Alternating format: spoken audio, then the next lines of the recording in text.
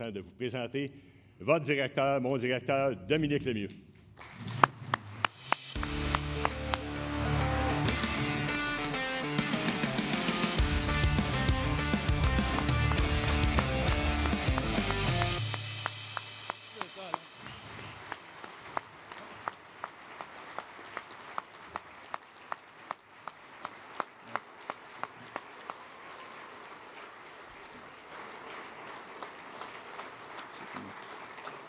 Merci tout le monde. Merci pour l'accueil. Ça fait vraiment chaud au cœur de tout vous voir comme ça, de tout vous voir depuis un matin, de serrer des mains, de vous rencontrer, de rencontrer des nouveaux délégués aussi, de voir qu'il y a des gens que c'est leur première fois ici à notre assemblée annuelle. Merci Donald. Je vais te rendre l'appareil, bien sûr. Le syndicat des métallos, je ne serais pas capable de le diriger tout seul. C'est sûr et certain. On est une super belle équipe avec les cordeaux, avec les permanents, les permanentes, les techniques, mais sans toi, Donald, ça ne serait pas possible. Merci d'être à mes côtés dans les moments plus le fun, dans les moments moins le fun aussi. On en a eu à un moment donné, quand tu fais le front page du Journal de Montréal, ce n'est pas des moments le fun. Merci d'être là. Puis merci aussi, Donald, d'être dans ma vie, d'être devenu un ami. Je peux te dire que c'est une belle amitié qui va rester longtemps. Donc, merci d'être à mes côtés. Merci d'être dans ma vie aussi, Donald. Tu as parlé, Donald, aussi de Martina. Martina, qui est notre adjointe aussi, qui est arrivée en même temps que Donald il y a 2 ans et demi. Je peux vous dire en toute sincérité que si moi, ici, aujourd'hui, je n'étais pas là, si Donald n'était pas là non plus aujourd'hui, je suis convaincu qu'il y a 2 de nos coordonnateurs qui auraient été capables de faire la job. Convaincu de ça, puis l'Assemblée annuelle, elle aurait eu lieu quand même. Mais je suis convaincu aussi d'une chose, c'est que si Martina Folco n'aurait pas été là, il n'y aurait pas eu d'Assemblée annuelle. Martina a travaillé fort. Merci, Martina, d'être là à nos côtés, puis merci de contribuer à l'Assemblée annuelle. Je veux remercier aussi ma section locale. Là-dessus, je suis redondant. Je vais être redondant tant que je vais être directeur. Sur ma carte, c'est écrit Dominique Lemieux, délégué de la section locale 6951. Ce n'est pas écrit directeur des métallos. Je suis un fier délégué de la section locale 6951, ArcelorMittal Contrecœur-Ouest, dont j'ai eu la fierté aussi de présider il y a plusieurs années. Merci Yves, merci à l'exécutif, encore une fois, de faire en sorte que je puisse être délégué du 6951. Je me suis posé la semaine, la question, il y a une couple de semaines, je m'en viens vous parler de quoi? De quoi on va vous parler? Ça serait facile de faire une revue, puis de dire qu'on est bon, on est fin, puis de se taper dans les mains, puis de repartir crinqué, mais j'ai décidé de vous brasser les idées un peu. Décidé de brasser les idées. Oui, on est meilleur. On est le meilleur syndicat. On a la meilleure équipe de permanents, permanentes. On a la meilleure équipe technique. On a les meilleurs militants, vous autres. Je suis convaincu de ça. Mais je pense qu'on peut faire mieux à certains égards. J'ai décidé de vous l'adresser. À quel point on est capable de faire mieux puis d'avancer encore plus. Se mobiliser, c'est avancer. On le dit souvent, on parle du syndicalisme comme étant un mouvement syndical. On entend souvent ça, le mouvement syndical. Le mouvement syndical, ça veut dire qu'on ne peut pas rester les 2 pieds figés. La journée qu'un syndicat reste figé, les 2 pieds dans le béton, il recule parce que le restant du mouvement, la société, le marché du travail, lui, il évolue. Donc, c'est important pour moi de vous brasser les idées un peu parce que je trouve que parfois, comme syndicat, on se met un peu sur le pilote automatique. On se met un peu sur le cruise control. On dirait qu'on est embarqué dans un carcan de dire s'il se passe de quoi à l'usine, le boss ne respecte pas la convention collective, le boss discipline un de nos membres, on va faire quoi? On fait un grief. Un de nos membres se blesse, on fait au travail, on fait quoi? On va le défendre, on va faire nos réclamations santé-sécurité, puis c'est bien. Puis on le fait ça à la perfection. Puis quand vient le temps de négocier des conventions collectives, bien là aussi, on est solide dans s'il vous plaît, parce que si vous regardez tous les communiqués de presse qu'il y a eu depuis la dernière assemblée annuelle, je peux vous dire une chose, on a signé des méchants beaux contrats de travail. Ça me rend fier, en maudit, comme directeur, de voir toutes les bonnes conventions collectives qu'on signe, puis comment on améliore les conditions de travail de nos membres métallos. Mais où est-ce qu'on pourrait s'améliorer, je pense que c'est entre nos conventions collectives. On négocie nos conventions collectives, on se fait un comité de négo, on se fait des chandails, des casquettes, des macarons, on s'en va s'enfermer dans un hôtel avec l'employeur, on s'en va négocier, après ça, on revient, si ça ne marche pas, on fait rejeter ça par le boss, mandat de grève, puis yes. Puis après ça, on signe notre convention collective, on a une bonne entente, puis après ça, on fait quoi? C'est là, je pense, qu'on se met un peu sur le cruise control, puis c'est là un peu qu'on serait capable, je pense, de mobiliser un peu plus nos membres.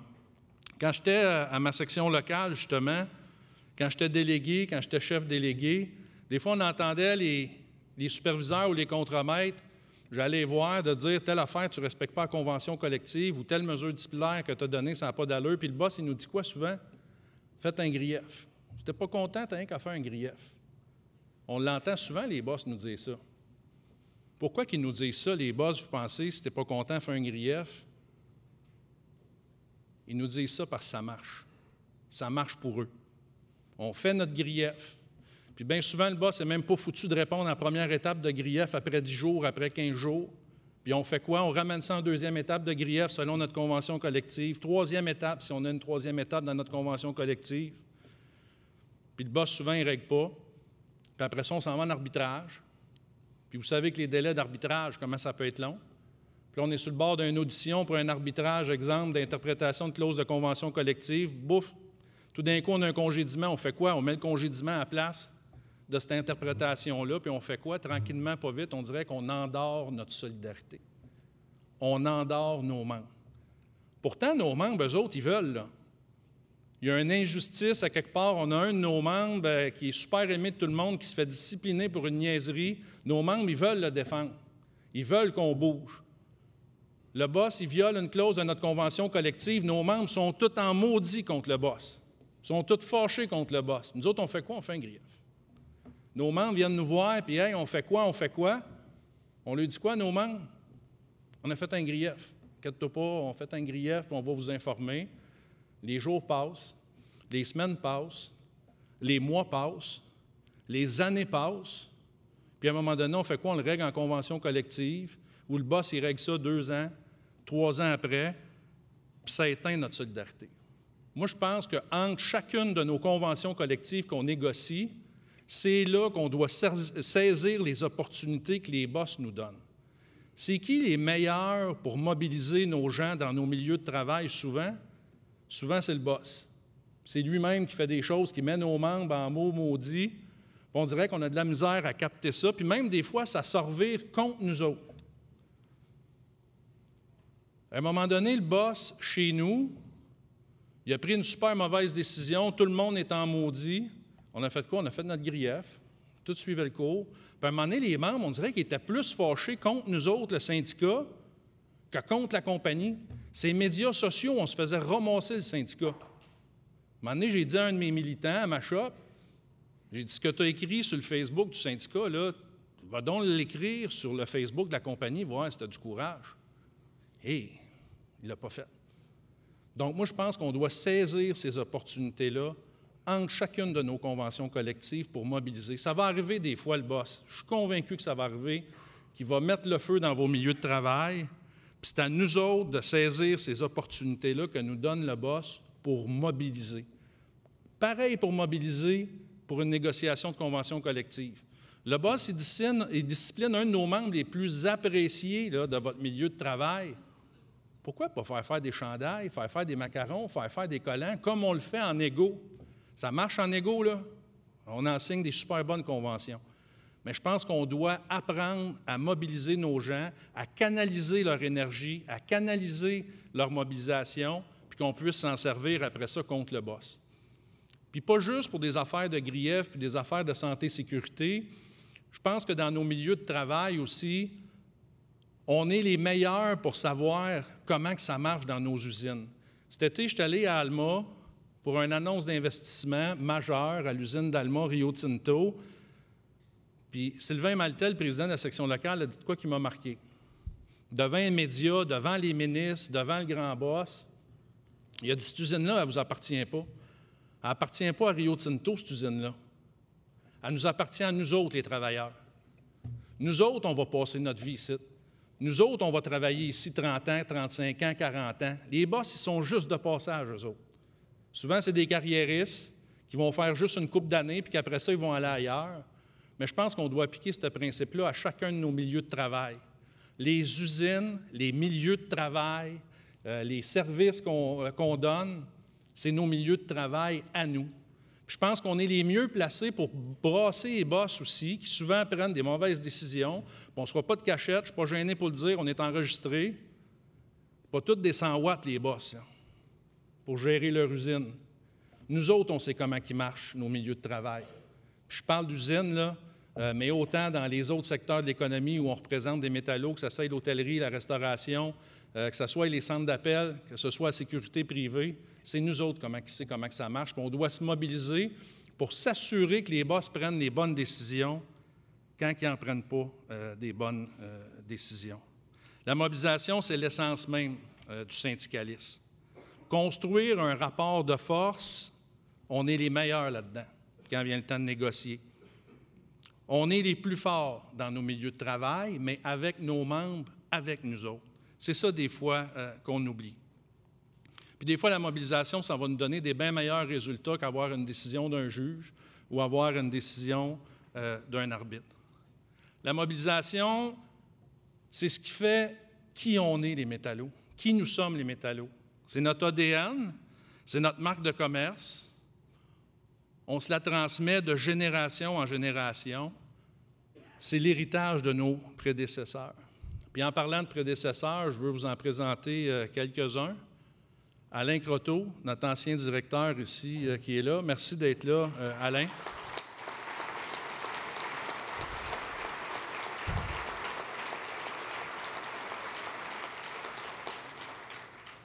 J'ai beaucoup appris d'Alain, puis je vais nommer les autres aussi, les anciens que je vais nommer. Puis je vous encourage à aller les voir parce que vous allez apprendre aussi d'eux, de ce qu'ils ont vécu. Donc, je salue aussi Denis Trottier, Denis qui est ancien cordeau au bureau de Brossard. Voyez où, Denis est là. Pierre Arsenault aussi, Pierre, ancien cordeau du bureau de Montréal. Marie-Danielle Lapointe aussi, qui était responsable à l'éducation. Marie-Danielle, je ne sais pas, t'es où? Les spots sont forts. Finalement, Claude Langlois aussi. Je vous invite à aller les voir. Claude, il est où? Claude, il est là-bas. Je vous invite à aller voir pendant les 3 prochaines journées. Je suis convaincu que vous allez vous nourrir de l'expérience de ces gens-là. La mobilisation, ce n'est pas juste un thème, c'est vraiment ce qui nous fait avancer. On traverse présentement une curieuse situation. On le sait, on a passé à la COVID, je vous jure, je ne vous parlerai pas de la COVID. On a l'inflation, on a la pénurie de main-d'œuvre. C'est quelque chose d'extraordinaire, ce qu'on vit. On n'a jamais vu ça, puis je ne suis pas convaincu qu'on va voir ça. La pénurie de main-d'œuvre, ce n'est pas compliqué. Il y a 2 fois moins de chômeurs que d'emplois disponibles. C'est quelque chose, ça. La moitié moins de chômeurs que d'emplois disponibles. Puis c'est bon pour nous, ça. Il faut en profiter. Hein? On le voit, les boss, de plus en plus, ils nous appellent, ils veulent réouvrir les conventions collectives. Quand on va à table de négo, tout d'un coup, ils sont plus généreux à éliminer les échelles salariales. Bien, c'est bon pour nous, mais il faut le saisir, ça. Et j'ai vu passer un de nos derniers communiqués de presse, Fonderie La Perle à Sorel, sous le leadership du président Harpin puis de Stéphane Néron comme permanent. Eux autres, ils étaient en plein milieu de la convention collective. Le boss, il dit, je veux augmenter un peu les gens de métier puis les échelons. En plein milieu de la convention collective, ils ont été chercher 19 % d'augmentation pour les prochaines années. Il faut s'en servir de ça. On ne reverra plus jamais passer ça. Quand les boss, eux autres, ça ne va pas bien, on a des crises économiques, ils ne se gênent pas. Nous autres non plus, on ne doit pas gêner. Mais ce n'est pas juste l'inflation et la pénurie de main-d'œuvre qui fait qu'on signe des bonnes conventions. Puis si on se fie juste là-dessus pour nos prochaines négociations de conventions collectives, ça ne sera pas assez. Oui, on va aller chercher des pas pires conventions collectives, mais on a le devoir de faire un peu plus. Puis ça, c'est en se mobilisant qu'on est capable de faire ça. On n'a pas le choix. Puis quand je vous dis de se mobiliser puis d'aller négocier, pas juste les salaires. Puis je vous lance l'idée comme ça, ceux qui avaient des fonds de pension en prestations déterminées et qui les ont laissés aller, pourquoi pas tenter d'aller les rechercher, nos fonds de pension en prestations déterminées? Je parlais avec des gens dans des milieux de travail qui en ont des fonds de pension en prestations déterminées. C'est drôle, j'entendais des militants dire « Moi, si je n'aurais pas le fonds de pension en prestations déterminées, ça ferait longtemps que je serais parti d'ici. C'est ce qui me garde ici, moi. » Bien, je pense qu'on doit s'en resservir aussi auprès des employeurs pour dire que si tu veux garder ta main-d'œuvre, si tu veux fidéliser ta main-d'œuvre dans ton milieu de travail, bien, le fonds de pension en prestations déterminées, c'est un des meilleurs véhicules. Les assurances collectives aussi. Souvent, on pense juste au pourcentage qu'on va chercher d'augmentation de salaire. Hier, je suis allé chercher 8 d'augmentation. Je suis allé chercher 10 d'augmentation. C'est bien beau d'aller chercher 10 d'augmentation sur le salaire, mais si ton assurance collective t'en coûte 3 de plus en bout de ligne, c'est pas mieux. Je pense qu'on doit aussi s'attarder à cette question-là des assurances collectives. Puis sur le normatif. Sur le normatif, c'est le temps aussi d'aller chercher des gains importants sur le normatif, puis d'aller revendiquer pour des travailleurs et des travailleuses qui ne sont pas nécessairement nos membres, que ce soit les travailleurs étrangers temporaires, que ce soit les travailleurs ou les travailleuses d'agence, la sous-traitance qu'on a dans nos milieux de travail, c'est le temps de se mobiliser et d'aller revendiquer pour ces gens-là qui ne sont pas des membres métallos. C'est notre devoir aussi de faire ça. Ça, c'est sans parler des clauses normatives que c'est le temps. Je suis fier parce que de plus en plus, on signe des clauses de convention collective pour la violence conjugale. Vous savez que la violence conjugale, c'est quelque chose qui me tient à cœur. Moi, je suis convaincu que dans le dernier 15 minutes d'une négociation de convention collective, si on tient notre bout à dire au boss d'avoir des clauses de violence conjugale, 3 semaines payées par l'employeur pour une femme qui est victime de violence conjugale, ils ne vous diront pas oui en partant, là. Mais en bout de ligne, de regarder le boss dans les yeux, là, puis de dire c'est rien que ça qu'il y a à régler, puis si tu ne le règles pas, m'a sorti un communiqué de presse, puis m'a dit partout que la seule affaire qui achoppe, c'est que tu ne veux pas donner une clause de violence conjugale. Moi, je pense qu'au métallo, on fait figure de ligne là-dedans, puis on est les meilleurs, puis je vous encourage à aller négocier des clauses comme ça. Vous savez, j'avais été beaucoup touché quand il y avait eu la tragédie de Nadège Jolicoeur. J'avais fait une vidéo. J'avais fait mon coming out sur le fait que moi-même, j'avais été victime de violence conjugale. Avant de faire mon vidéo, c'est bien sûr que quand j'étais jeune, j'habitais une petite ville qui s'appelle Contrecœur, 7-8 000 habitants, puis que le directeur des métallos d'une ville métallo comme Contrecœur fasse son coming out, ça allait être pour se placoter. Fait qu'avant de faire ça, j'ai appelé ma mère. J'ai dit, « Maman, il nous est arrivé une tragédie au métallo. Je veux shaker ma gang. Je veux lancer un message à ma gang. Es-tu d'accord à ce que je fasse une vidéo qui va circuler partout au métallo? » Ma mère, sans hésiter, elle a dit oui. C'est elle la courageuse là-dedans. Ma mère, elle me supporte depuis que je suis tout jeune.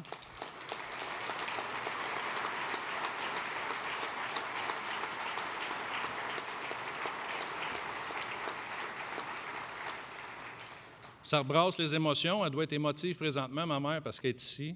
Maman, je veux te saluer, je t'aime beaucoup.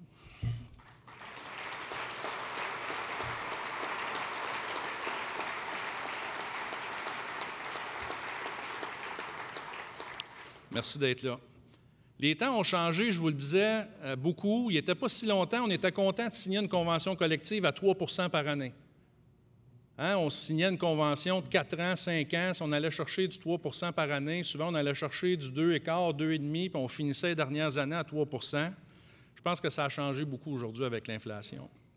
On doit protéger le pouvoir d'achat de chacun de nos membres, oui, mais de la classe ouvrière et de la classe moyenne au Québec. Ça, je pense que c'est hyper important. Oui, on voit des super bonnes conventions collectives où on a des protections face à l'inflation, mais des fois aussi, on signe des conventions collectives où on va chercher, exemple, 12 % la première année, puis après ça, on va chercher, exemple, du 3 %, 4 % les autres années. Je vous invite à aller chercher des clauses de protection contre l'inflation, l'IPC qu'on appelle. Hyper important. C'est hyper important. Je suis convaincu que l'inflation l'année prochaine elle va être plus qu'à 3 %. Puis les autres années après, ça va être quoi, l'inflation? Donc, je pense que c'est essentiel comme syndicat qu'on joue ce rôle-là. Quand on a fait la bataille des clauses orphelins il y a plusieurs années. Tout le monde était mobilisé, puis on savait qu'il y aurait des conflits de travail, ces clauses orphelins. Puis quand ça arrivait, toutes les sections locales venaient appuyer. Moi, je veux lancer le même message aujourd'hui. S'il y a des sections locales ici qui décident de faire le combat pour avoir des clauses d'indexation sur le salaire dans vos conventions collectives, puis que les boss ne veulent pas vous les donner, puis que vous décidez de vous battre, je peux vous dire que vous allez avoir l'appui de l'ensemble du syndicat des métallos puis de l'ensemble des sections locales du syndicat des métallos parce que c'est quelque chose d'essentiel parmi le temps qu'on vit présentement. Puis vous savez, les boss ils essayent de nous faire croire qu'une des causes de l'inflation, c'est parce qu'on demande trop d'augmentation de salaire. Hein, on entend ça, il y a de l'inflation, c'est sûr, on est obligé d'augmenter les salaires. Si on augmente les salaires, il faut augmenter les prix. Puis c'est une des causes de l'inflation. Puis ça, je vais vous dire de quoi, c'est n'importe quoi. C'est du grand n'importe quoi. J'ai quelques statistiques que je vais vous donner. Je vais vous en donner juste 2. Puis je vous invite, mais vous allez avoir le rapport du directeur. Lisez-le comme il faut, le rapport du directeur. Il y a tout un travail de recherche qui est fait là-dedans de notre équipe de communication, Claire-André Cauchy. Prenez-vous juste une note à la page 10, mais que vous allez l'avoir. C'est facile, Guy Lafleur, pas obligé de l'écrire. Une statistique, la marge de profit des employeurs en 2019, c'était 9 %. Ça veut dire quand le boss, il vendait un produit, la moyenne, puis ça, c'est pas Dom Lemieux qui vous le dit, là, c'est les statistiques, il faisait 9 % de profit sur chaque chose qu'il vendait en moyenne. En 2021, ça passait à combien, vous pensez? 16 %. De 9 à 16 % en un an. Ça, c'est exactement 78 % d'augmentation sur 2 ans. Ils ne sont pas gênés de ça, les boss, ils ne sont pas scandalisés de ça. Faites juste imaginer si vous autres, faites le test, ceux qui s'en vont en égo de convention collective, là, faites le test. Demandez une convention collective de 2 ans seulement, puis demandez 78 % d'augmentation de salaire. Mais pourquoi qu'on rit? Pourquoi on n'est pas scandalisé que les boss, eux autres, ils l'aillent? Je sais qu'on n'aura jamais 78 % d'augmentation sur 2 ans. Mais pourquoi qu'on est gêné? On n'a pas à être gêné d'augmenter des bonnes augmentations de salaire quand les boss s'en mettent plein les poches. On n'a pas à être gêné de ça. On n'a pas à être gêné de tenir notre bout non plus. On va se dire la vraie chose, ils s'en sont mis plein dans poches, les boss. Puis ils continuent à s'en mettre plein dans poches. Puis nous autres, on continue à négocier serré, mais soyez pas gênés. Au début de l'année, je suis allé négocier après l'Assemblée annuelle. La présidente, Mélanie Goyette, que je vois qui est là, elle me pogne à l'Assemblée, puis elle me dit, Dom, elle dit, notre convention, ça fait un bout qu'elle est terminée. Le permanent au dossier avait un souci de santé. J'ai parlé au permanent, puis au cordeau, puis j'ai décidé d'aller la faire moi-même, cette négo-là. J'ai dit, Dom Lemieux va aller faire la négo chez ABB à Saint-Jean. Fait que je suis allé me joindre à la table de négo. Ça fait du bien, je peux vous dire, comme directeur des métallos, d'aller se remettre puis d'aller négocier. Puis en passant, c'était drôle parce qu'on a négocié une convention collective de 4 ans. Un des gars qui était dans la salle quand on a fait voter la convention collective, il était à l'Assemblée annuelle l'année passée, puis il s'est levé, puis il dit, c'est drôle, le mieux, l'année passée, tu nous as dit de négocier juste des contrats de 3 ans. Puis là, tu t'en viens, puis tu as un contrat de 4 ans à nous proposer. Je comprends que chaque dossier est différent, mais ce que je retiens de la négo de chez ABB à Saint-Jean-sur-Richelieu, c'est qu'à un moment donné, le directeur d'usine, il me dit, « Monsieur Lemieux, c'est pas facile l'inflation. » Il dit, « Nous autres, cette année, là, il dit, on a dû augmenter nos prix 6 fois dans l'année. 6 fois dans l'année, on a dû augmenter nos prix. Puis nos clients n'aiment pas bien ça. » Bien, il dit, « Compte-toi bien chanceux, toi. Nous autres, on ne peut pas augmenter nos prix comme travailleurs puis comme travailleuses 6 fois par année. On est embarré dans un système de convention collective, puis c'est juste là que ça peut arriver, puis tu vas payer, puis ça va être là que tu vas payer. Vous souvenez toujours de ça. Clause d'indexation, la dernière statistique que je vous donne, les salaires moyens en septembre dernier, ils ont augmenté de 5,2 %. Donc, partout, la moyenne des augmentations, 5,2 %. L'inflation, au même moment, était à quoi? 6,9 %. Ça veut dire quoi? Ça veut dire qu'on a reculé de 1,7 %. La société québécoise, l'ensemble des travailleurs, des travailleuses, syndiqués ou pas, cadres ou pas, on a reculé de 1,7 %. C'est quand même grave. On recule nos conditions de travail de 1,7 %, puis les boss s'en mettent plus dans les poches à 78 % Moi, je pense que c'est un scandale. Sans parler des taux d'intérêt, ceux qui ont des hypothèques qui sont ouvertes, vous le voyez, ça peut coûter jusqu'à 200, 300, 350, 400 piastres de plus par mois. Si on s'achète une voiture, les 0 % de financement, il n'y en a quasiment plus. Les marges de crédit. Fait que d'un côté, ça nous coûte plus cher, 1,7 % qu'on recule, puis de l'autre côté, avec le taux d'intérêt, ça monte. Il faut être aux aguets. Il faut rester allumé. Il faut continuer à négocier serré. Il faut mobiliser si on veut avancer, puis non pas reculer. Autre point, je veux vous parler, la santé et sécurité. On a bien beau négocier des bonnes assurances, des bons salaires, des bons fonds de pension, mais si nos membres se blessent au travail, si nos membres décèdent au travail, ça donne absolument rien. Puis souvent, quand on parle de santé et sécurité, on parle trop souvent de nos gigs en santé et sécurité, de nos représentants en prévention, de nos délégués santé et sécurité, de nos comités de santé et sécurité. Je sais qu'ici, dans la salle, il y a beaucoup plus d'officiers, officières que de responsables santé et sécurité. Mais à tous les présidents et les présidentes, je vous supplie d'une chose. Je vous supplie d'une chose. Mettez-vous le nez dans les dossiers de santé et sécurité, pas les dossiers de contestation pour ces choses-là. Quand vous allez en de négocier des clauses de convention collective, mettez votre poids là-dessus. C'est hyper, hyper important, surtout avec la loi 27, ce qu'on s'est fait passer. On doit, au CA de la CNESST, où je siège, on a jusqu'en 2024 pour s'entendre avec les boss. On est 7 représentants de travailleurs-travailleuses, puis on est 7 représentants de boss. Vous avez entendu l'année passée, Daniel Boyer était venu à notre assemblée annuelle, notre président FTQ, puis il avait dit il y a des bonnes chances qu'on ne s'entende pas. Si on ne s'entend pas, c'est quoi qui va se passer? On va devoir se mobiliser. André Racicot est venu nous parler l'année passée de Rouen, un des pionniers des métallos en santé et sécurité qui a pris sa retraite, sur le rôle du RP puis du comité de santé et sécurité conjoint.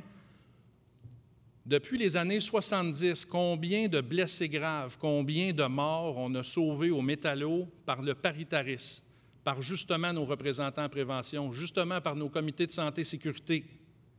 On ne peut pas les compter parce que c'est invisible, parce qu'on les a sauvés. Mais avec tout ce qui s'en vient au CA de la SNES, puis si vous avez la chance, là, les présidents, présidentes qui sont peut-être moins intéressés à la santé et sécurité, qui sont piqués un peu parce que je dis, allez jaser avec Julie Hébert, notre responsable santé et sécurité. C'est elle qui siège sur le sous-comité de la CNESST, justement pour essayer de trouver des mécanismes de prévention, puis les boss ne veulent pas bouger, puis on se fait niaiser là. Ça veut dire qu'il va falloir se remobiliser, puis c'est hyper important. Tellement qu'on a décidé de s'organiser un forum santé-sécurité les 2 et 3 octobre 2023. Ça va être hyper important, où ce que tous nos gens en santé-sécurité, on va se réunir ensemble pour parler de santé-sécurité, puis justement, comment faire en sorte qu'on puisse se mobiliser là. Autre chose, la loi Westray. Vous savez que ça fait 20 ans cette année qu'il y a eu la tragédie Westray. On a eu encore là des avancées législatives super importantes, mais on ne les fait pas appliquer. Ça, c'est-à-dire, c'est la loi Westray, c'est ce qui fait en sorte qu'un employeur peut être criminellement responsable si c'est prouvé qu'il a été négligent dans le cas d'un accident grave ou dans le cas d'un accident mortel.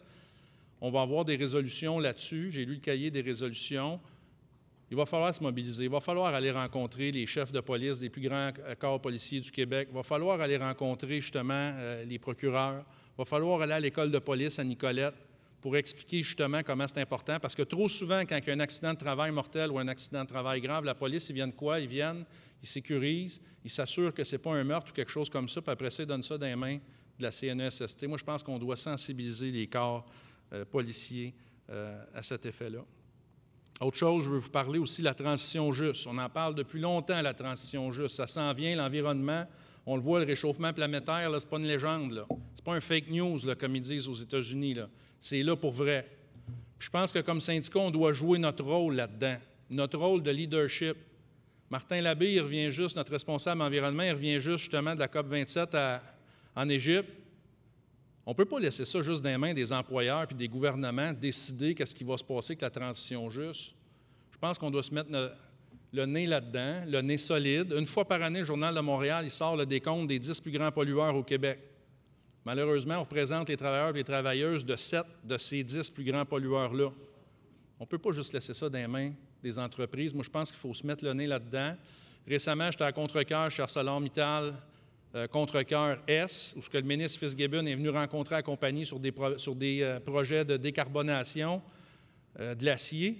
On doit être là, les syndicats. Tu sais, je me questionnais un peu avec Jason Braconi, le président. C'est quoi notre rôle là-dedans? Puis à un moment donné, il est venu le temps de la photo avec Fitzgibbon. Puis là, Jason a dit, je ne prends pas une photo. Excusez mon langage, je ne ressacrerai plus, je le promets. Avant ça. J'ai à Jason, j'ai dit, sapristi de framboise, il faut être dans la photo. Puis là, elle pousse d'un flanc, prend le Kodak. Moi, j'avais le beau sourire. Jason était moins souriant un peu. Mais il faut prendre notre place là-dedans. On va avoir Laure Varidel qui va venir nous jaser. C'est hyper important. Puis on l'a fait dans plusieurs dossiers, que ce soit la consigne aussi de la bouteille. On va en parler un peu plus tard à l'Assemblée annuelle, la consigne de la bouteille, ou à cause des métallos. À cause des métallos d'Owens, Illinois. Il va y avoir de la consigne maintenant sur des contenants de verre. On enfouissait 270 millions de bouteilles par année au dépotoir. C'est à cause des métallos, c'est hyper important. Le caribou forestier, la gang de Chibougamau, Chapet, Arbec aussi dans le haut du lac, qui se sont mobilisés sur le caribou forestier, qui ont pris position avec Alexandre Fréchette comme permanent. On a réussi à emmener le ministre Guilbeault à Chibougamau pour visiter nos usines. C'est pas rien, là. Pris une photo avec le drapeau, il tenait le drapeau métallo, le ministre Guilbeault. Il faut s'impliquer sa transition juste, il faut s'impliquer en environnement. On ne représente pas les travailleurs et les travailleuses de la Horn. Je ne parlerai pas de ce dossier-là. Mais il ne faut pas attendre qu'une chose comme ça arrive dans nos milieux de travail pour réagir. Je pense qu'on doit le faire d'avance. On a des comités de santé et sécurité, on a des comités de sous-traitance, des comités de bonne entente, toutes sortes de comités. Je pense qu'on doit commencer dans nos milieux de travail qui polluent plus, de négocier des comités de transition juste, des comités d'environnement, puis de poser des questions au boss, puis d'avoir des réponses au boss. Puis je pense que aussi, ça va nous permettre d'aller chercher un autre type de militants. Parce qu'on a peut-être dans nos milieux de travail des militants ou des militantes qui se disent, eux autres, moi, je ne veux pas faire des griefs, je ne veux pas faire des affaires santé-sécurité, mais qu'on va leur dire, hey, on a un comité environnement, ça te tente-tu d'embarquer? Je suis convaincu qu'on va être capable d'aller chercher d'autres militants pour ces sujets-là. Donald en a parlé de la rencontre qu'on a faite avec les candidats. On a rencontré plus de 100 candidats aux élections. Je suis fier de ça en maudit. Puis d'autant plus de voir ceux qui suivent l'actualité en Ontario, ce que le gouvernement Ford a essayé de faire à nos confrères et à nos consoeurs du SCFP en Ontario, des empêcher de négocier qu'une loi spéciale, c'est scandaleux. Puis le lien que notre premier ministre Legault entretient avec Ford, là, ils ne saillissent pas trop, ces deux-là. Fait que soyons alertes aussi sur la scène politique. On s'est, sur la scène politique, on s'est beaucoup mobilisé, puis on a eu quand même des super belles victoires. Que ce soit, je parlais tantôt des clauses orphelins, d'avoir une loi qui empêche les clauses orphelins. Moi, j'en reviens pas encore aujourd'hui qu'on ait réussi à faire ça, surtout avec le gouvernement à l'époque libéral. Protection des retraites.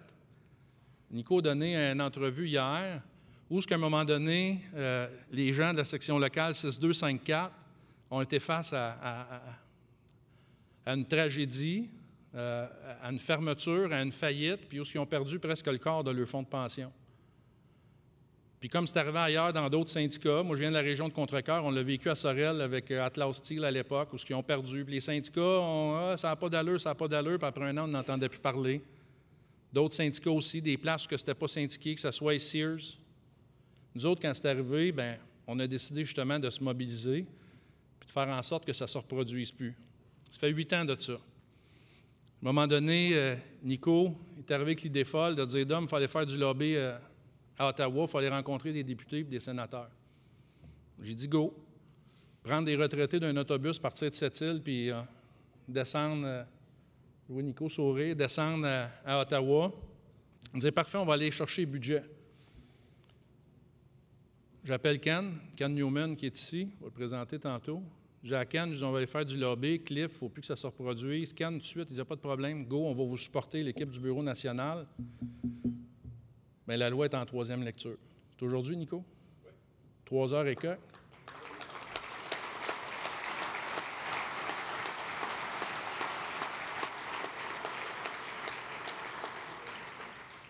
Chapeau au leadership de Robert et de ta gang, les retraités aussi.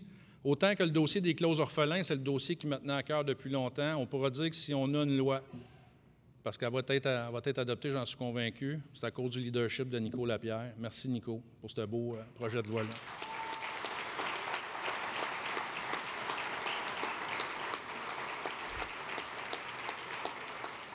On va entendre Marilyn Gill aussi, la députée justement qui va venir nous parler. C'est elle, depuis le tout début, qui se bat là-dedans et qui nous accompagne. Donc, on va avoir la chance de l'entendre. Prochaine étape, c'est quoi?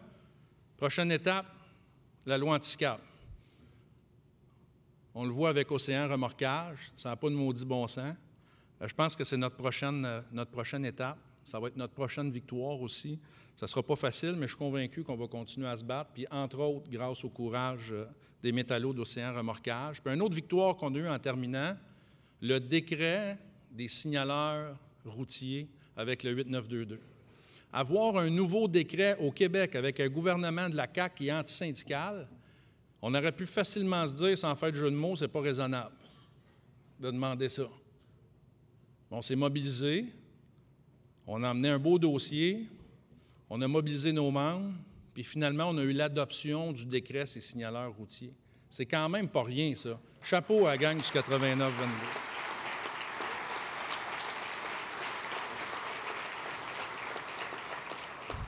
Je ne peux pas m'empêcher de faire le lien. On n'en représente pas beaucoup des travailleurs et des travailleuses dans les résidences de personnes âgées, mais pourquoi encore aujourd'hui, on n'est pas capable d'avoir un décret pour les préposés aux bénéficiaires dans les résidences de personnes âgées? Ces gens-là, souvent, font 15-16 piastres de l'heure. Ce pas des farces, là. Y a-t-il quelqu'un ici qui tolérerait que ses grands-parents se fassent nettoyer, puis je vais faire attention à mon langage, par des gens qui font seulement 15-16 piastres de l'heure? Pensez-vous que ça vaut au moins 22, 23, 24, 25 piastres de l'heure, ça, pour les préposés aux bénéficiaires? Ceux qui prennent soin de nos aînés, là, ça mérite plus que ça. Donc, moi, je pense que c'est important. Si on était capable de le faire dans la signalisation routière, je suis convaincu qu'on est capable de faire ça aussi dans les résidences de personnes âgées. Tantôt, Donald a parlé de nos conflits, puis je ne les répéterai pas toutes. L'année passée, à l'Assemblée annuelle, je vous ai dit, gang, passez à la gratte. Il faut dire que vous m'avez écouté, s'il vous plaît. À voir le nombre de conflits de travail qu'on a eus, puis de bonnes conventions collectives qu'on a signées. Ça a été une année historique. Historique sur le nombre de nos conflits de travail, historique sur le nombre de bonnes conventions collectives. Bravo, entre autres, puis comme je vous dis, je ne les renomme pas, aux plus gros qui se sont battus. Bravo aussi à Bradken, je suis allé sur votre ligne de piquetage, une énergie incroyable, mais je suis surtout fier de nos plus petites unités qui prennent le choix de se battre puis qui sentent la force des métallos. Je pense que ça, c'est de plus en plus important, puis qu'on déploie comme organisation la même énergie, exemple, aux gens de Mécor Métal qui décident de se battre, même s'ils sont juste 30-40, de déployer la même énergie comme organisation que l'énergie qu'on a mis, exemple, chez ArcelorMittal ou chez Glencore ou chez Bradken. Conforine, même affaire. Ça me rend fier, moi. 2, 3 femmes de ménage qui disent, autres, on sort en grève parce que le boss ne veut pas payer une rétro, puis de rentrer une couple de jours après parce que le boss a décidé de payer la rétro. Puis finalement, la gang d'Océan Remorquage. Savez-vous combien qui gagne la gang d'Océan Remorquage de l'heure? C'est des matelots, travaillent sur le fleuve, l'hiver à moins 30, la face dans le vent, d'un glace, à accoster des bateaux. Moi, au début, j'ai fait le saut un peu. Je vous parle du 78 % tantôt. Vous allez dire, le mieux, il parle des deux côtés de la bouche, mais au début, les gens, ils disaient 30 % d'augmentation. Ces gens-là font 21 piastres et quelques de l'heure. Comme matelot breveté. Ça prend une formation, ça prend des cartes pour être matelot. Ça n'a pas de maudit bon sens. Mes 2 ados, cet été, ont travaillé, 16 puis 17 ans, ils travaillaient pour un paysagiste, à dérouler de la tourbe, puis faire des headsets, puis ces choses-là. Savez-vous combien ils faisaient de l'heure? 22 piastres et demi de l'heure, à 16 ans. Puis ces gens-là, c'est des matelots brevetés qui travaillent sur l'eau, vous comprendrez que c'est dangereux, puis qui font 21 piastres de l'heure. Ces gens-là méritent tout notre respect, puis tout notre appui. Puis on va les entendre.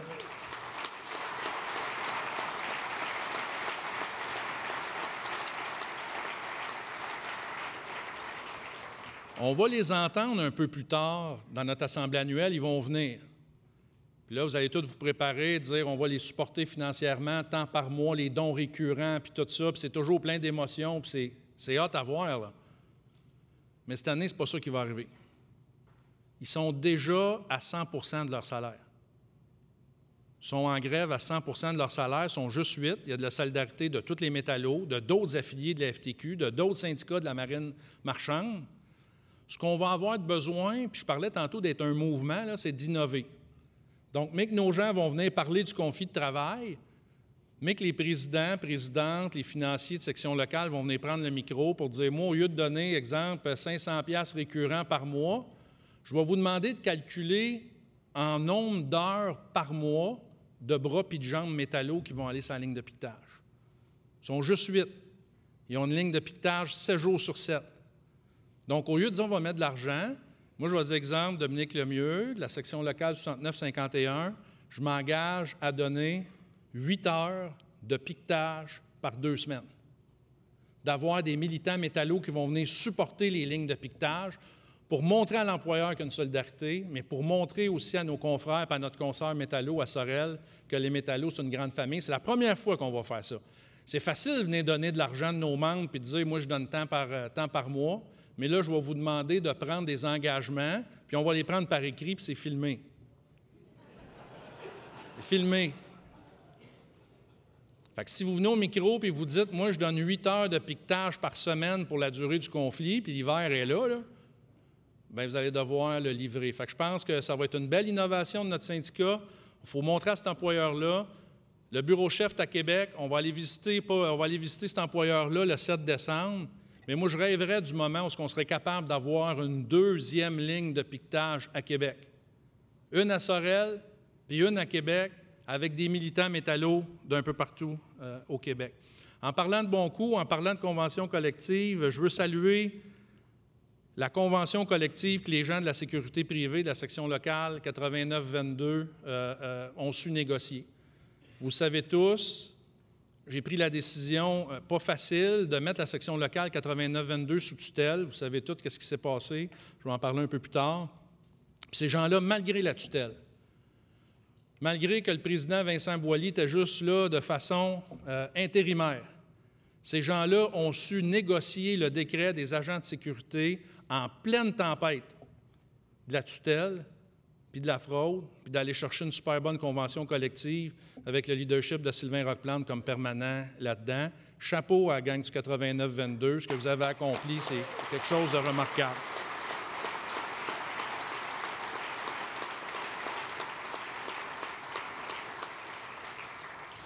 Souvent, quand je parle des gens du 89-22, ils ont une chose à reprocher à notre syndicat. Alors, des fois, ils en ont plus qu'une. Vincent, quand je jase tout seul, il y a la liste d'épicerie un peu plus grande qu'une. Mais c'est la méconnaissance qu'on a de l'emploi d'agents de sécurité, la méconnaissance qu'on a de faire du syndicat dans le domaine de la sécurité privée, d'être des sous-traitants. Puis souvent, on a bien plus de problèmes avec les clients qu'avec les compagnies de sécurité. Là-dessus, on a fait préparer une courte vidéo sur le 89-22, sur c'est quoi le rôle d'un agent de sécurité. Donc, on va écouter cette vidéo-là pour comprendre un peu plus le travail d'un agent de sécurité. Un agent de sécurité, c'est le premier qui est au front quand tu rentres dans un édifice. Et les agents de sécurité, ils ont une tâche extrêmement importante dans notre milieu de vie. Au Québec, c'est vital. Le travail d'agent de sécurité a beaucoup évolué avec le temps. Auparavant, c'était souvent à une guérite, une gate ou une entrée. Et le travail d'agent de sécurité était souvent comparé à un agent police. Récemment, on vise plus la professionnalisation. Je pense que ça a été un boom vraiment où ça a explosé, le nombre d'agents de sécurité qu'on voit au Québec depuis 2020. C'est un très grand rôle, le rôle des agents de sécurité au Québec. Premièrement, c'est la protection des lieux, des équipements, des clients. C'est celui qui va t'accueillir, qui va te donner les informations, qui va t'apporter de l'aide. C'est la première personne en uniforme que tu vas rencontrer. Puis on est comme la personne ressource de tout le monde. Le rôle d'un agent de sécurité, c'est surveiller le bien d'un client. C'est aider les gens, être à l'écoute des gens, L'agent de sécurité, aujourd'hui, au Québec, il est partout. Que ce soit dans un tour à bureau, un centre commercial, services de santé, les hôpitaux, les CHSLD, les centres de personnes âgées. Et puis c'est couvert partout dans le Québec. Il y a des gros sites de travail avec plus de 100 agents. Il y a des petits sites de travail qui en ont juste un. Pour être un bon agent de sécurité, premièrement, il faut être alerte. Ça prend énormément d'écoute. Savoir recevoir les gens, savoir leur expliquer, être poli. Rester courtois, rester propre, doit être serviable, doit écouter, il doit jamais juger les gens. S'adapter aussi. Tu peux travailler une journée avec des travailleurs de la construction. La semaine d'ensuite, tu vas travailler avec du personnel infirmier. C'est vraiment un métier là, qui est le fun, qui est interactif, on est capable d'avoir plein de gens, plein de corps de métier. On voit des endroits que le public ne peut pas aller. On voit des choses. C'est vraiment un métier là, extraordinaire. C'est un bon métier. Si vous vous lancez, vraiment, vous aurez quand même à bien subvenir les besoins avec la famille. Comme tu n'as pas étudié ici au Canada, donc ça sera très difficile pour avoir un emploi pour votre domaine. Alors, il faut faire des formations. Mais l'unique formation que tu peux faire, qui est un peu très facile, c'est l'agent de sécurité. Chaque agent peut gérer son profil. Il peut augmenter ses conditions de travail en allant chercher des formations adéquates pour chaque type de site qui pourrait être attribué. La façon qu'il veut en faire une carrière, il y a des possibilités d'avancement faciles dans l'industrie. Aujourd'hui, l'industrie de la sécurité, je vous dirais dans la grande majorité, c'est des gens qui veulent faire carrière là-dedans. Puis c'est un métier très valorisant aujourd'hui. Quand moi, j'aide des personnes, quand je rends service à des gens, ça me rend heureux, ça me rend un peu fier de moi. Je suis un bon citoyen. La plus grande fierté d'un agent de sécurité, c'est d'effectuer son travail jour après jour. Puis sa plus grande fierté, c'est d'être reconnu aussi pour ce qu'il fait. C'est de savoir qu'il y a un syndicat qui s'occupe d'eux autres. Et les agents de sécurité, syndicat métallo, ben ça travaille partout. À quoi ça sert le syndicat des métallos? À se faire respecter, à défendre nos droits, à répondre, à faire face à l'employeur, ensemble. La seule façon de se faire entendre et comprendre dans un milieu de travail, c'est être syndiqué et avoir une voie d'égalité. Donc, c'est que la personne pour laquelle tu travailles, ben, tu vas t'assis à son même niveau. Ce que j'aimerais dire à mes membres, c'est que vous avez vraiment un beau syndicat. Vous avez un syndicat avec des gens d'expérience. Vous avez un syndicat qui est ouvert aussi à vous écouter, à vous faire participer. Utilisez-nous. On est là pour vous, puis on aime vous donner du service. T'as beau travailler seul la nuit dans le noir, mais quand derrière toi, t'as 16 000 personnes, en fait, t'es pas seul.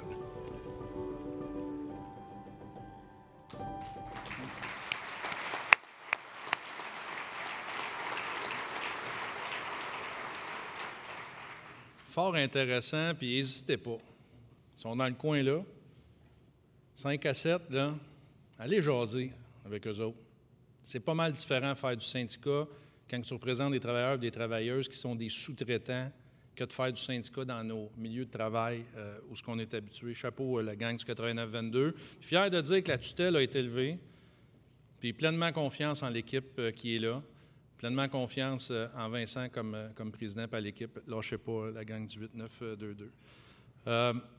Donald a parlé un peu tantôt de la venue de Marty, de la nouvelle équipe de leadership qu'on a au Canada. Ken Newman qui est là. Ken, j'avais toujours dit, la maison du District 5 sera toujours la tienne. Je pense que tu l'as retenu parce que tu es ici aujourd'hui. C'est le fun de voir la transition qui s'est passée avec Marty, mais aussi avec mes autres collègues du Canada anglais. Puis je veux saluer justement Meg Gingrich, qui est l'adjointe à Marty. Miles Sullivan aussi, qui est le directeur du District 6, qui est parmi nous. Merci, Miles, d'être là. Kevin aussi, qui est son adjoint. Beaucoup de charisme, Kevin. Lâche pas ton bon travail. Mike aussi. Mike qui est là, qui est l'adjoint de Scott Loney. Scott, qui est le nouveau directeur élu du District 3. Puis, belle équipe. Une belle équipe. Ça fait pas longtemps qu'on est en place. Ça a changé rapidement. Beaucoup de discussions, beaucoup de communication. Puis je suis bien content de travailler avec l'ensemble des métallos. Sarah-Louise aussi, qui est l'adjointe, qui parle parfaitement français, qui est une fille de Montréal, qui est toujours là aussi pour être à l'écoute de nos besoins. Merci d'être là, la gang du Canada anglais.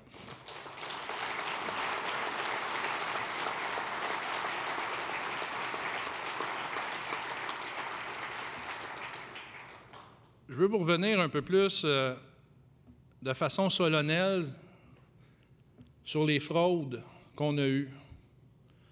Je n'ai parlé tantôt. À un moment donné, avec Donald, c'est vraiment comme ça que c'est arrivé. Un matin, on est au bureau tous les deux, puis je me semble, Donald, ça commence à se tasser. Il me semble que l'ouvrage commence à se tasser, puis il me semble que ça va un peu mieux. Pas un peu mieux dans le sens que ça va mal, mais qu'on voit que ça va être on est un peu à bout de souffle, pour dire vrai. Guy Doré m'appelle, le vice-président de la section locale 8922, puis il me dit, Dom, il dit, il y a des enquêteurs des crimes économiques qui sont dans nos bureaux, une victime d'un viol, pas d'un viol, mais c'est quasiment d'un viol, vous m'excuserez, parce que quand tu te fais voler l'argent par un de tes collègues de travail, c'est bien plus grave tant qu'à moi. Parce que quelqu'un qui va voler une banque, qui va voler une compagnie, mais quelqu'un qui vole l'argent de ses confrères ou de ses consoeurs de travail, c'est encore plus grave. J'ai fait un lapsus, là, mais je vais l'assumer. C'est plus grave qu'un vol, moi, je pense. Fait que je rentre dans le bureau à Donald, il compte ça. Bien sûr qu'on tombe en bas de notre chaise. Cellule de crise, je vais rencontrer les gens au 8922. Moi puis Vincent, on part, on va rencontrer l'ancien président Patrick Pellerin, qui était dans un hôtel de la Rive-Sud de Montréal. Je rencontre Patrick, je le démets de ses fonctions sur le champ. Puis finalement, on s'est reviré quand même assez rapidement. Puis à un moment donné, il est venu le temps de prendre la décision. Est-ce qu'on dénonce comme organisation syndicale si on a été victime d'une fraude, oui ou non? Ou on essaie de garder ça autour du tapis, puis d'espérer qu'il se passe de quoi, puis que finalement les médias n'en entendent pas parler. Fait qu'avec Donald disait se challenger. Là. Moi, c'est un de mes sports préférés. M'obstiner, mais challenger aussi. Puis on a dit on va le sortir public. Avec l'équipe de coordonnateurs, avec notre équipe des communications, on a dit on le sort public. Ça va nous faire mal sur le coup. La transparence, ça fait mal sur le coup, mais ça paye à long terme. Puis à un moment donné, je reçois un appel d'un journaliste du Journal de Montréal en disant on enquête, vous avez eu la fraude de votre section locale 8922, vous avez eu d'autres fraudes aussi, donc une série de fraudes. Je parle un peu, je dis écoute, il n'y a pas, c'est tolérance zéro au métallo. Puis finalement, ça reste comme ça. Et je vous remercie, M. Lemieux, bien courtois, puis tout ça. Je parle avec Claire-André et avec Jocelyn Desjardins, puis je dis regarde, ça a super bien été l'entrevue. Il y a un matin que je suis à Québec, je me lève à 6h15, les textos, front page du Journal de Montréal, série de fraudes au syndicat des métallos. Tu sais que ce matin-là, ça va être une journée de merde. Tu sais que tout d'un coup, même si tu signes une super bonne convention collective avec 19 % d'augmentation, Paul Arcand ne t'appellera pas pour te dire « Félicitations, métallos, maudit, vous êtes bons. » Ça, il n'en parle pas de ça dans les médias. Fait qu'affaire Paul Arcand, affaire Mario Dumont, puis vous savez que Mario Dumont, c'est pas un ami, là, c'est pas quelqu'un qui apprécie beaucoup les syndicats, disons ça comme ça. Puis finalement, on s'en est bien sorti. On s'en est pas bien sorti parce que Dom Lemieux parle bien des médias, on s'en est bien sorti parce qu'on a pris la bonne décision. La bonne décision de dénoncer, parce que moi, je disais, c'est une vieille nouvelle, mais surtout la bonne décision d'avoir zéro tolérance. C'est zéro tolérance au syndicat des métallos sur la fraude. Puis plus que ça, s'il y a des charges aux criminels, si on peut aider les enquêteurs de la police pour amener des charges aux criminels, ça va me faire plaisir de libérer des ressources pour collaborer avec les services policiers. Fait que je veux que le message soit bien clair. Puis oui, ça nous a shaké en sapristi de framboise, cette histoire-là. Imaginez l'équipe de Luc Julien à faire du recrutement quand on a sur le front page du journal qu'il y a une série de fraudes au syndicat des métallos. Mais je vais vous les réitérer devant tout le monde. S'il y en a un ou une dans la salle ici, on se serre toutes les mains, on est content, on prend une bière et tout ça, mais s'il y en a un dans la salle qui se fait prendre, il n'y aura pas d'entente à l'amiable, il n'y aura pas de discussion, ça va être tu payes la totalité du montant ou il n'y a pas d'entente. On va mettre toutes les ressources juridiques, toutes les ressources légales pour s'assurer de récupérer chacune des sommes qui est dérobée dans une section locale métallo, puis je veux que ça soit très clair. Il n'y aura pas d'entente. Maintenant, on va revenir au côté un peu plus fort.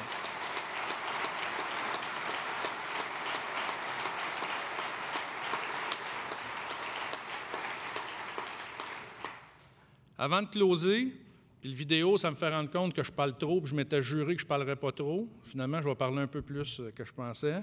Je veux saluer la gang du Fonds de solidarité qui est là, Pat Capuccelli qui a le kiosque, Manon Bertrand aussi, Jean Tifo, tous des amis des métallos, donc allez le jaser. Bien content que vous soyez ici. Les gens de la FTQ aussi, Denis Bolduc qui va venir nous parler, secrétaire général. Merci Denis d'être là. Tu vas venir nous parler tantôt de la FTQ, oui, mais aussi de ta candidature au poste de secrétaire général pour l'année prochaine. Yves-Aimé Boulay, Marc Maltais, bienvenue dans la maison Métallo. Puis Denis, tu vas être réélu, mon call, mais je te lance le message. À chacune des assemblées annuelles, les conseillers régionaux de la FTQ sont des métallos aussi. Donc, il faut qu'ils viennent à chacune des assemblées annuelles du syndicat des métallos. C'est hyper important pour nous autres, ça.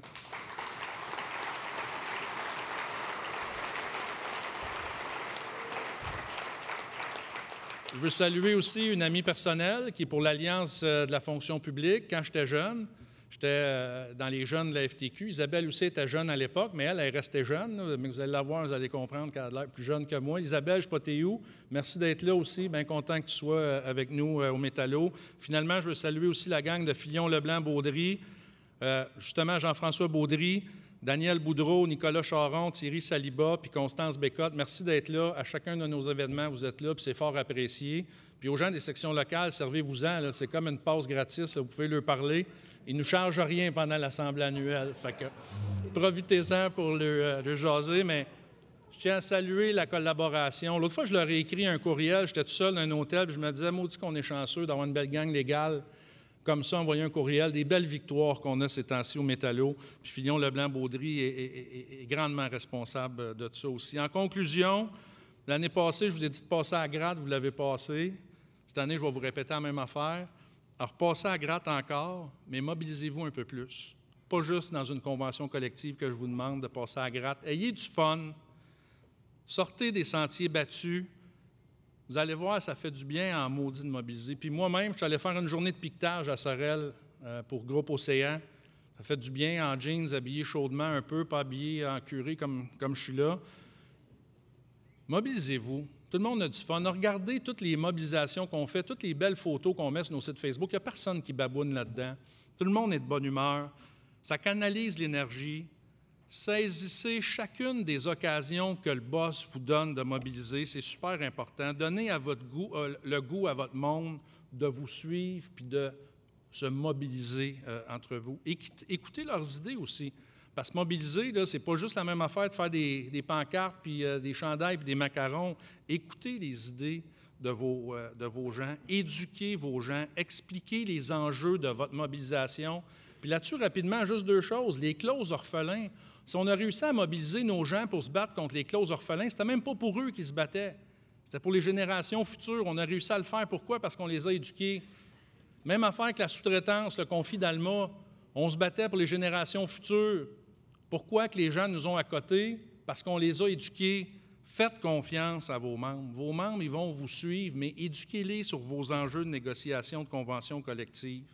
Moi, je pense que c'est hyper important, puis c'est l'essence même du syndicalisme. Puis faisons confiance en nos membres. Souvent, on dirait qu'on est négatif de dire « Ah, nos membres, ils ne suivront pas. Ah, nos membres vont-tu voter pour un vote de grève ou ces choses-là? » Faisons confiance en nos membres.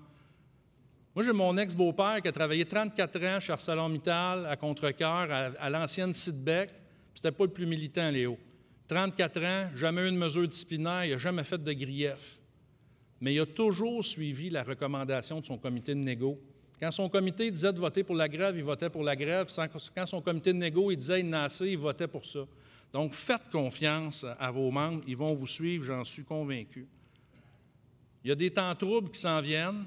Donald parlait tantôt d'une possible crise économique. On en entend parler.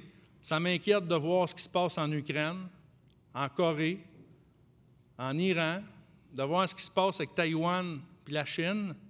Mais plus que jamais, notre rôle est important comme syndicat. Plus que jamais, il faut être là pour nos membres, mais avec nos membres.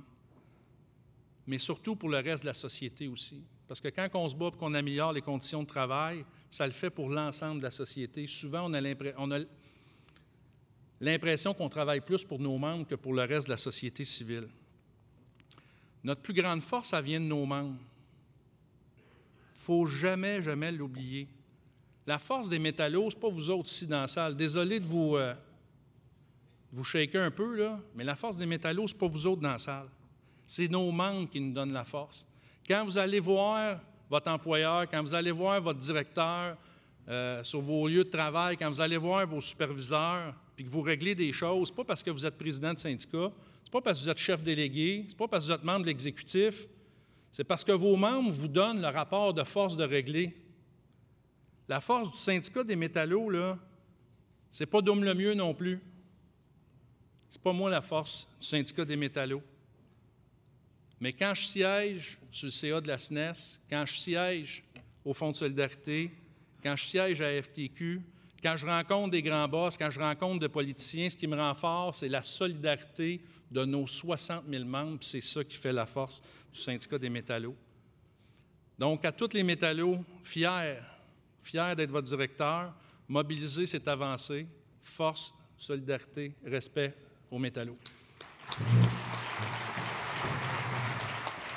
Ouais.